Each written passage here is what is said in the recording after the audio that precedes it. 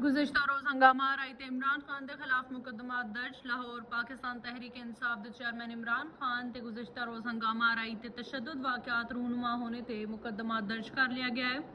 तफसीलात के मुताबिक साबिक वज़ीर आज़म इमरान खान के खिलाफ DSP रायवंड से गुज़िश्ता रोज़ हंगामा आई ते मुकदमा दर्ज कर लिया गया है। वाज़ह रहे कि गुज़िश्ता रोज़ लाहौर PTI की इंतखाबी रैली च पुलिस ने धावा बोल दिता। पुलिस तशद्दुद तो एक कारकुन जां बहक भी होया। जमान पार्क के बाहर पंजाब पुलिस PTI कारकुना ते चढ़ दौड़ी ते कनाल रोड मैदान जंग बन गया।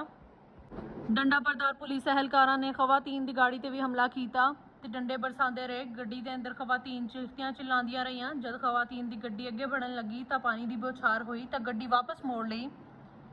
डरी सहमी खवातीन बचाओ बचाओ चिल्लांदियां रहियां ते कुरानी आयात दा विरद करदियां रहियां। डॉक्टर यासमीन राशिद ने एक जख्मी खातून को अपनी गड्डी च अस्पताल पहुंचाया।